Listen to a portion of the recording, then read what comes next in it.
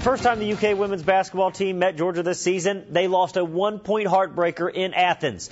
Tonight, Matthew Mitchell and the Cats got the Lady Dogs in a packed Memorial Coliseum. Cats running and gunning. Crystal Riley finds Lydia Watkins on the break. That was Watkins' only bucket of the game. Kentucky was 7 of 29 from the land of three. Former Lexington Catholic standout Keela Snowden had one of those. Cats out in front 16-15. DeMarcus Cousins wanting to see some post play. He would get it. Victoria Dunlap, the and one.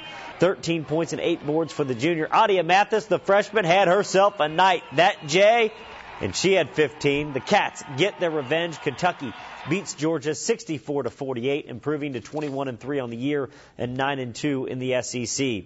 John Calipari and the Cats want to do two things to their opponents: get in their bench and run them out of the gym. But the problem lately has been teams are sitting back in a zone and making the Cats play a half-court game. The days of this team seeing a man-to-man defense are probably long gone. I understand that's how they're going to play, but I have a lot of faith in my team, and it's, instead of being aggressive, we're going to back it in and hope they miss shots. I think that gives us an advantage when that's the case. Every time a team runs zone, they switch it up. Everybody don't run the same zone. It might be a 2-3, but they play it different than most teams. And this is just coach is doing a great job of adjusting to it during the game.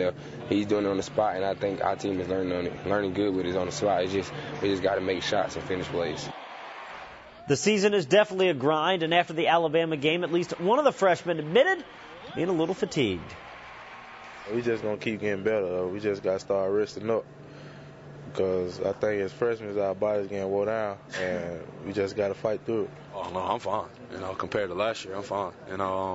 Last year, my freshman year, with the practices that we had, 3-hour practices pretty much every day, I was tired then, but with the way we're going now and the practices that we're having, I'm perfectly fine.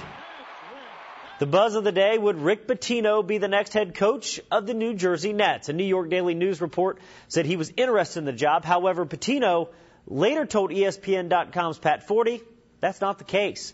Ricky P looking a little stressed tonight as his Cards took on St. John's. Maybe that's because St. John's began the game on a red storm of their own, a 12-0 run. Smarto Samuels did play well for the Cards, 18 points. But it wouldn't be close to enough as Louisville gets smashed 74-55.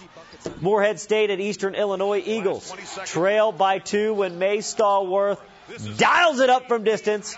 With under 20 seconds remaining in the game, MSU out in front with less than 5 seconds on the clock. Steve Peterson comes up with a steal, but he calls a timeout. Only one problem: Morehead State didn't have any timeouts left. Technical foul. EIU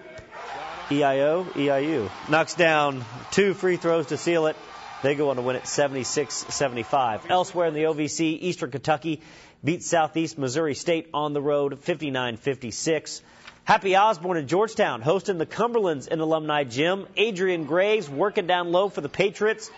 Look at this. Beaten, banging, gets the tough shot to fall. He had 13.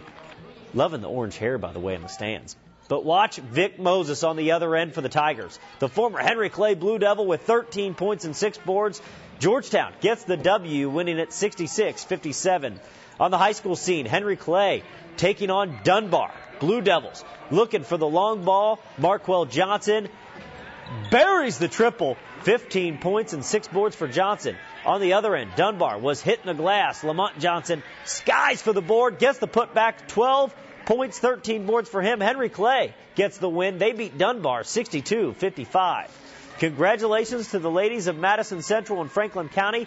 With just under 60% of the vote, it's the Indians and the Flyers in our high school highlight reel game of the week. We'd like to thank everyone who logged on to WTVQ.com and voted.